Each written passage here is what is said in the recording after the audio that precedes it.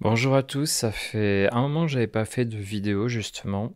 De toute façon, c'était parce que j'avais vu assez peu de films récemment, en tout cas au cinéma, ou du moins j'avais pas forcément envie d'en parler.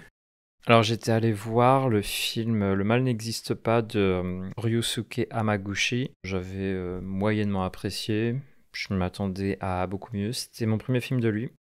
Mais là j'ai vu récemment La Fleur de Beruti, et je crois que je prononce bien, qui est un film réalisé par deux Brésiliens, João Salavisa et René Nader Messora.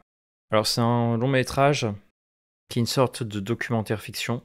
C'est un genre que parfois on voit de temps en temps. En tout cas, le film de Justine Triet était un peu dans ce goût-là. Sauf que là, on est quand même un peu plus dans le côté documentaire. On est vraiment beaucoup moins présenté comme un film avec une intrigue, même s'il se passe quelque chose. Il y a un côté beaucoup plus documentaire sans pour autant avoir tout le côté documentaire qui est un peu classique et que je trouve parfois très ennuyeux. On peut trouver par exemple sur Arte. Ça veut dire qu'il n'y a pas de voix off. Il y a vraiment des personnages. En tout cas, c'est assez proche de l'esthétique d'un Lave Diaz. Je ne sais pas si vous connaissez ce réalisateur. C'est un réalisateur philippin qui a l'habitude de faire des films très très longs, de 5 heures, 6 heures, 8 heures même. Par exemple, j'ai vu From What Is Before et il avait eu un prix avec ce film. Puis le récit avance dans un certain sens. Bien sûr, après il se développe.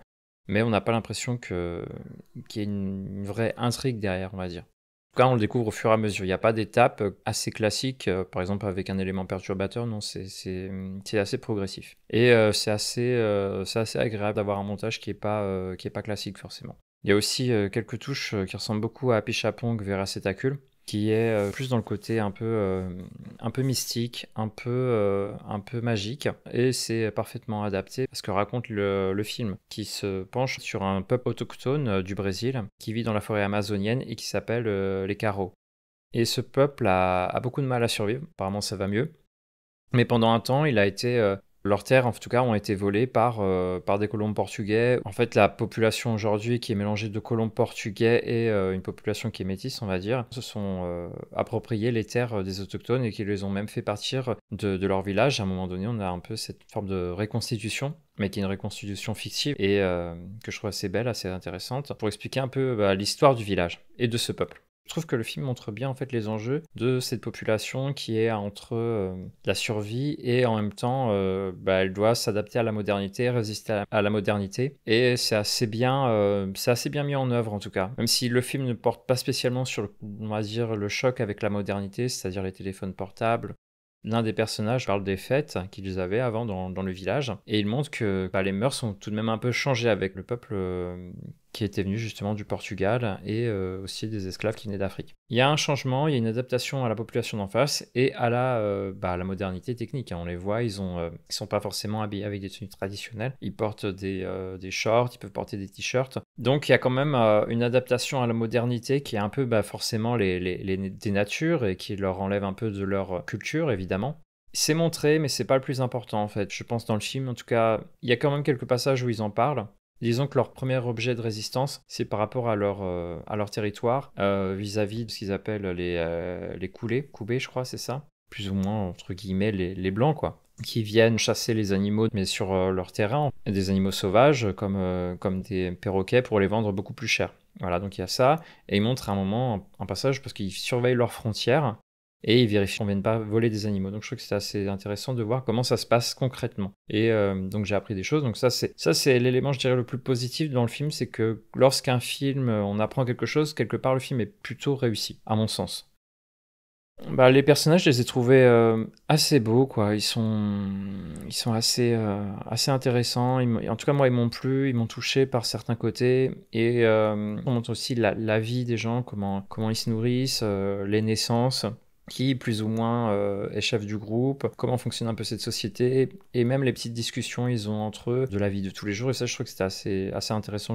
Pas juste nous montrer leur combat, on essaie de nous montrer un peu leur culture, comment ils vivent au quotidien, quelles sont leurs préoccupations, les petites discussions, et ça c'est une bonne chose qui a été faite par le réalisateur d'avoir mis ça en place. Après, les images sont assez belles, j'ai trouvé des plans très très beaux, font penser à Lave Diaz, comme j'ai dit, à Apichatpong Vera Cetakul. qui sont assez proches de ça. C'est filmé comme si c'était à la tombée de la nuit très souvent. Enfin, du coup, les images sont un peu dans ce style. Tout est assez beau. Dans le côté fictionnel, il y a des reconstitutions, mais elles sont filmées comme si c'était de la fiction. Là, on sort du documentaire et on est vraiment dans la fiction, mais ça fonctionne vraiment comme si les personnages, justement, racontaient l'histoire de ce peuple, de ce village en tout cas. C'est vraiment fort. Ça marche très très bien. J'ai trouvé que ça marchait vraiment bien à ce niveau-là. Ouais, c'est très fort. Après, j'ai noté une critique qui était revenue, que j'avais lue dans les cahiers. Bah, le film est très bon, mais il y a quand même quelques éléments qui ont l'air un peu, du coup, factices. Ça fonctionne un peu comme le fusil de Tchekhov. On présente un élément pour raconter quelque chose. Alors, personnellement, ça me gêne pas forcément toujours d'avoir ce genre de médiation en utilisant des objets.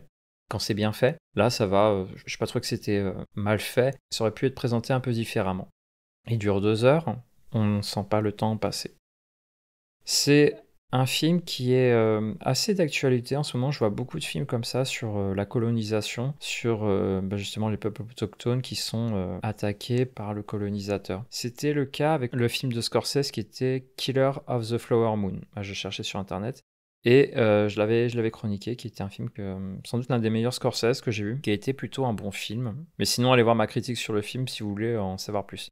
Dans le style de Scorsese. Et ce que je trouvais qui était assez juste, les combats se recoupent, c'est ce côté des peuples qui sont vraiment contre un État fort, un État central, mais c'est aussi un État corrompu.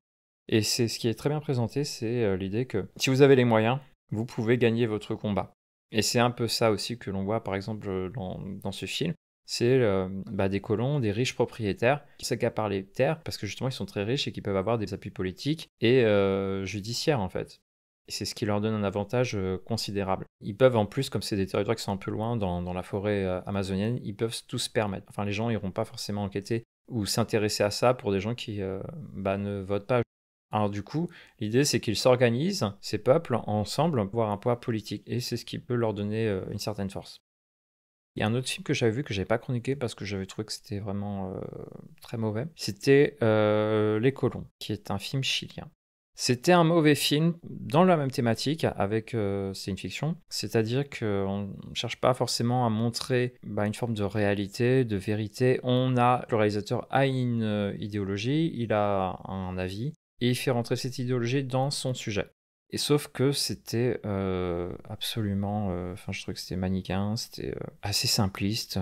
Puis il y avait un mélange qui marchait pas, je trouve, entre une forme de bouffonnerie, d'humour très mal placé, très étrange, très inapproprié, et des situations avec beaucoup de violence, mais aussi qui me paraissaient ridicules, caricaturales, et pas du tout touchantes, et c'était bête, tout simplement. Donc j'en ai pas fait de critique. Parce que je n'avais pas du tout aimé, alors que pourtant je pensais aimer ce film. Comme quoi, une photographie qui se voulait être jolie, qui est très esthétisante. Le lieu est beau en soi. C'est un beau lieu, donc là où c'était filmé, donc c'était facile en fait de faire de belles images. Des images de cartes postales, des images de voyage. C'était très bête aussi, c'était vraiment bête. Parce qu'on peut faire des films à thèse, qui justement parlent un peu de ce genre de colonisation de l'intérieur, qui est le film que j'ai vu il y a pas très longtemps, L'arbre, le maire et la médiathèque. Le film d'Éric Rohmer, avec Lucchini d'ailleurs, et Ariel Dombal, qui est un film d'une intelligence vraiment extrême, d'une très grande subtilité. En fait, c'est un film qui est assez descriptif, qui explique tout, comme fait beaucoup Rohmer, et c'est ça qui est brillant.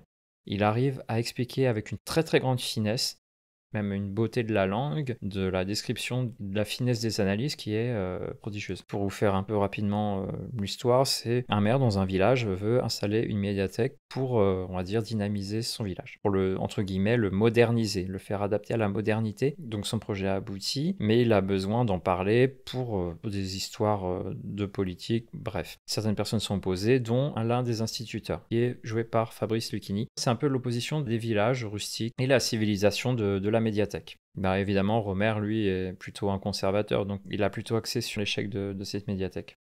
Ils oseraient pas approcher leurs petits doigts d'un tableau de Ruisdael de peur d'écorcher la peinture, mais ils ont pas peur de venir saccager à coups de bulldozer un paysage qui est digne, et je pèse mes mots, des plus grands chefs-d'œuvre des maîtres hollandais. Pour en revenir à La Fleur de Burruti, bien que dire d'autres peut vous dévoiler l'intrigue, ça ne changera pas grand-chose, mais voilà, à la fin, on nous montre plus dans un contexte politique où on voit deux personnes du village aller dans un rassemblement avec plusieurs peuples. Et donc il y a tout un discours qui est décolonial, On peut l'entendre là-bas, mais on peut l'entendre ici. Et c'est, je pense, un peu la faiblesse de ce genre de discours, il devient trop conceptuel, trop ancré dans une certaine idéologie en réalité. Mais c'était intéressant et j'ai bien aimé ce film. En tout cas, je le conseille. Le film est considéré comme une fiction. Sinon, que dire d'autre? Allez le voir. Je crois pas qu'il est dans beaucoup de cinéma. Bah écoutez, c'était un peu décousu, il y aura sans doute beaucoup de montage dans cette vidéo et je vous dis à très bientôt, je sais pas quand.